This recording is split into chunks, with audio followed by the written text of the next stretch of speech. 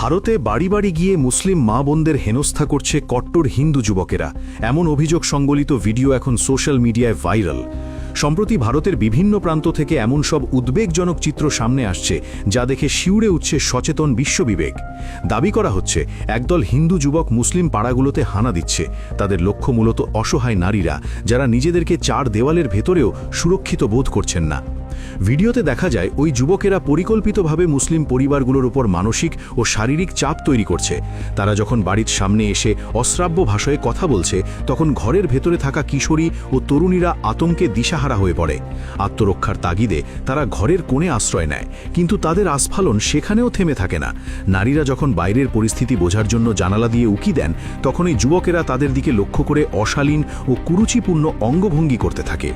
মানবাধিকার কর্মীদের মতে, একটি গণতান্ত্রিক রাষ্ট্রে যেখানে প্রতিটি নাগরিকের সমান অধিকার থাকার কথা, সেখানে একদল মানুষ কেবল ধর্মের দোহাই দিয়ে অন্য একদল মানুষের ওপর এমন আচরণ করছে। এটি আধুনিক সভ্যতার জন্য এক বড় কলঙ্ক।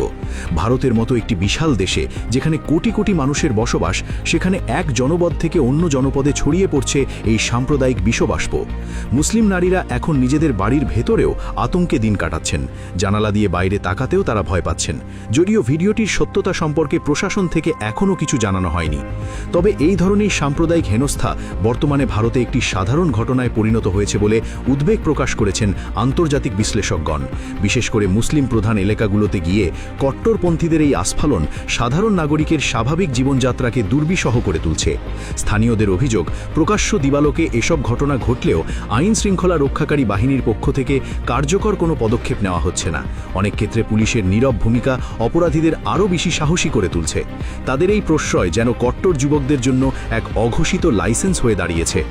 বিশ্লেষকদের একটি বড় অংশ মনে করেন, ভারতে ধর্মীয় অসহিষ্ণুতা বৃদ্ধির পেছনে বর্তমান রাজনৈতিক মেরুদরণ অনেকাংশে দায়ী। সমালোচকদের দাবি, 1400 কোটি মানুষের এই দেশে সাম্প্রদায়িক বিভাজন সৃষ্টি করে ক্ষমতা পক্ত করাই যেন বিভিন্ন দলের মূল লক্ষ্য।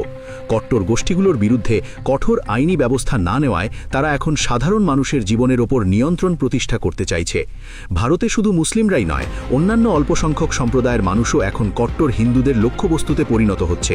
খ্রিস্টান ধর্মাবলম্বীদের ওপর হামলা কিংবা বড়দিনের উৎসব পালনে বাধা দেওয়ার মতো ঘটনাগুলো নিয়মিত সংবাদপত্রের পাতায় উঠে আসছে।